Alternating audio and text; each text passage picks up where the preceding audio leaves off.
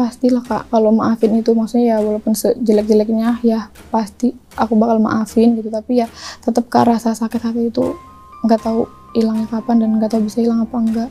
Itu karena aku tuh udah deket banget sama ibuku, tapi dia juga yang nyakitin aku gitu loh Kak.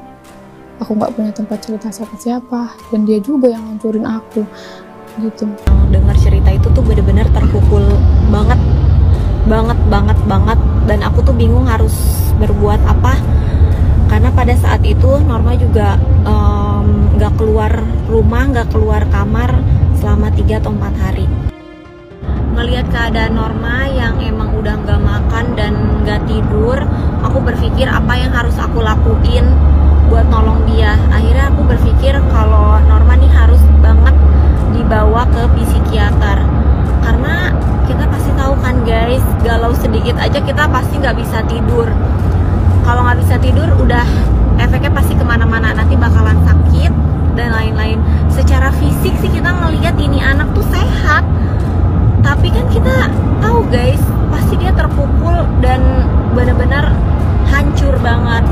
Hari keempat aku nyuruhin dia ke toko. Awalnya sih aku nggak bilang ya kalau hari itu kita bakalan ke psikiater atau ke psikolog.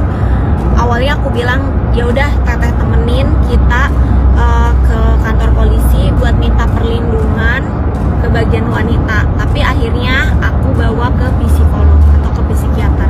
Setiap saat aku bilang ya Allah udah ya, aku mau ikhlas aja. Kalau memang tangan aku nggak bisa membalas rasa sakit yang dia kasih, aku serahin sama Allah aja.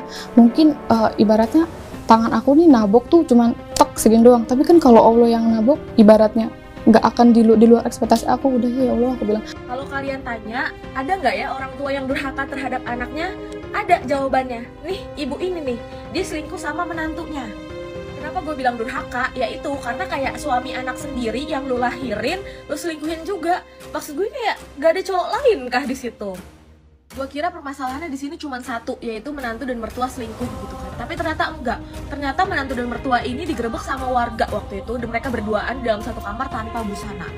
Sampai diarah ke kantor RT terdekat. Terus habis itu buat surat pernyataan kalau misalnya mereka melakukan kesalahan itu di depan si korban, yaitu anaknya sendiri dan juga istrinya.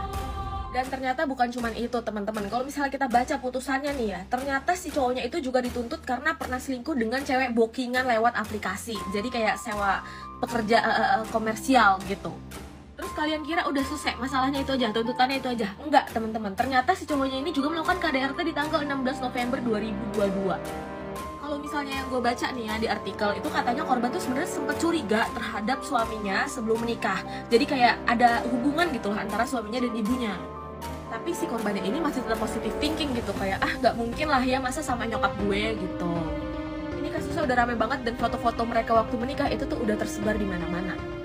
Menurut gue kasus ini tuh nggak manusiawi banget, karena kayak ibu yang seharusnya bisa menjadi tumpuan dan juga tempat bercerita gitu kan, malah mengkhianati kita karena cowok. Cuman kan ada pepatah nih, jangan sampai satu kesalahan membuat kalian melupakan 1000 kebaikan gitu. Menurut kalian kira-kira ibu dan suaminya ini bisa dimaafin atau enggak ya?